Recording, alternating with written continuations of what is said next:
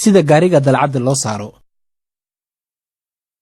nidaamka loo maro in gaariga dalcad la saaro waa nidaamka caadiga ah ee gaariga loo kiciyo. waxa keliya aad u baahan tahay waa adigoo baabuurka u sheeleereeya si yaroo xooggan.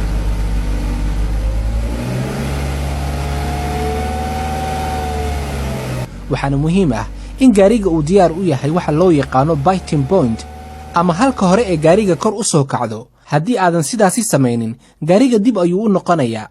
si aad taasi ugu fogaato si degan kalaajka ama farasiyoonaha ugu kaca kadibna sheelaraha ama xowli kordhiyaha lugta ku riix. ka degidda dalcadda.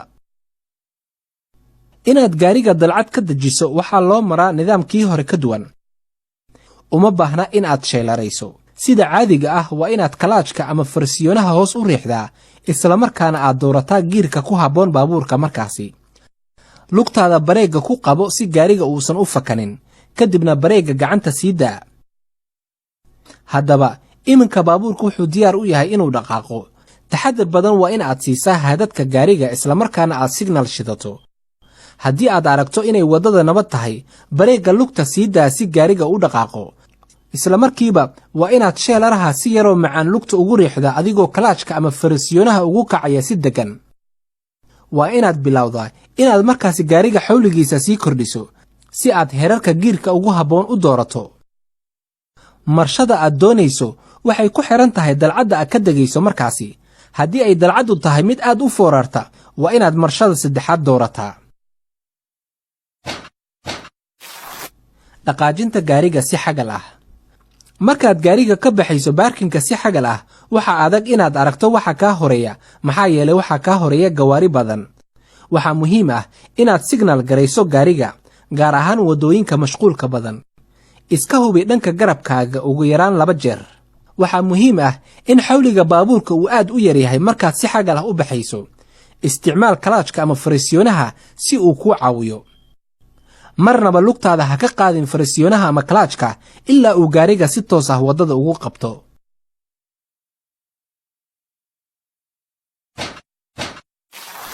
isticmaalka haadadka. markaad isticmaalayso haadadka waa inaysan ishaada ku maqnaanin eegista muraayadahaasi. waa inaad si dhaqsi ah ku fiirisaa adigoo hortaada eegaya. sida caadiga ah waxaa la doonayaa inaad 2 muraayadood hal mar wada fiiriso. marka hore haadka dhexa fiiri, marka xigtana haadadka bannaanka aad doonayso midig ama bidix midkood. markaad fiiriso haadadka waa inay kuu muujiyaan waxa ka agdhow baabuurka waxayna taasi kuu suurtagelin kartaa inaad gaariga xilli fiican aad signal bixiso ama inaad waddada beddelato wakhti fiican oo hore. haadadka waxaa la eegaa inta aadan gaariga signal garayn. waxaa sidaasi oo kale la eegaa xilliga la beddelanayo jihada aad u socoto. waxaa sidaasi oo kale la eegaa markaad beddelayso xawliga gaariga.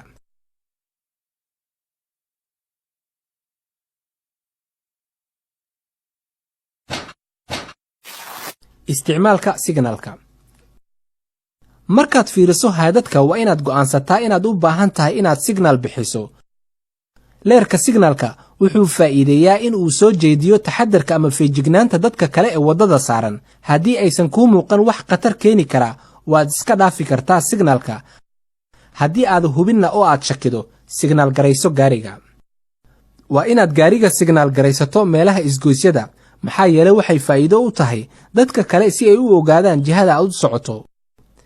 leerka signalka shido xilli fiican laakiin ha samaynin xilli hore ama mid dambe maxaa yeelay waxaad jahwareerin kartaa dadka waddada maraya.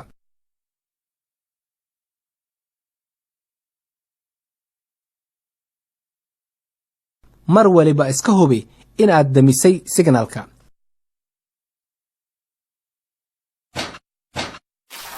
hoonka gaariga. hoonka waa mid ka mid ah signalka gaariga si aad ugu digto gawaarida kuu soo dhowaada ama inaad u muujiso inaad gaariga ku dhex sugan tahay. gaar ahaan waxaad isticmaali kartaa marka aysan kuu muuqanin gawaarida ka soo socota dhanka kale ama waxaad isticmaali kartaa hoonka waddooyinka cidhiiriga ah oo aysan sahlanayn inaad wax ka aragto. waa inaadan hoonka ama dhawaqa gaariga aadan yeerin si bilaa macno ah.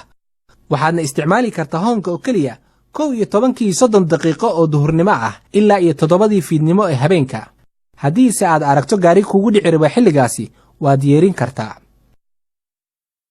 signalka ama fareejada kale aad samayn karto waxa ay tahay inaad ka biligsiiso leerka baabuurka, waxayna taasi dadka ugu digaysaa inaad gaariga ku dhex sugan tahay.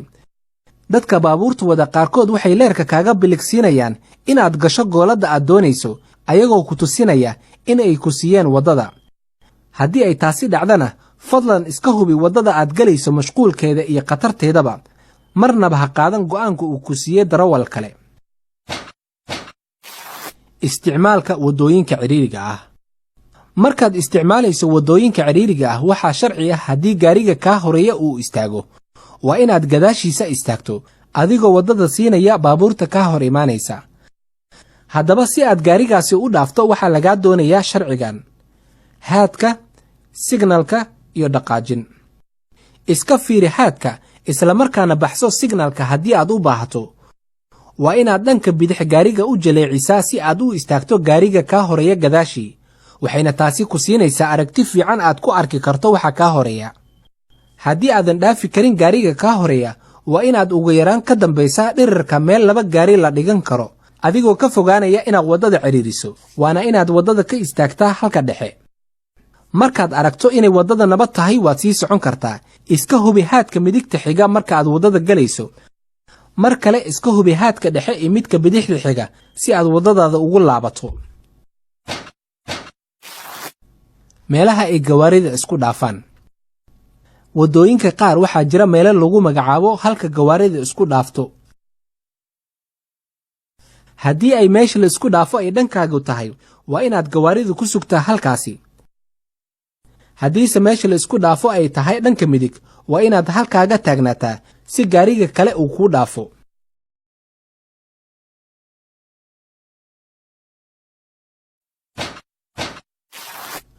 xawli yareeyaha. waxaa jira nidaamyo badan oo baabuurta xawligooda lagu yareeyo, waxaana ka mid ah astaamaha.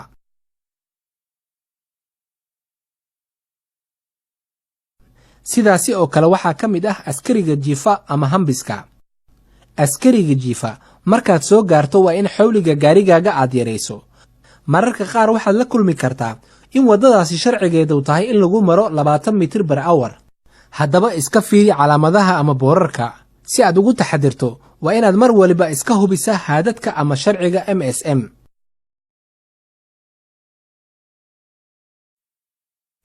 waxaa sidaasi oo kale jiray xawli yareeyo kale, waxaana taasi ka mid ah inaad fiiriso astaanta hortaada ka muuqata. astaantani waxay kuu sheegaysaa in aad mudnaanta siiso gawaarida kaa hor imaanaya, waana inaad isticmaashaa markaasi sharcigii MSM-ka sida adiga oo ka baxaya baarking.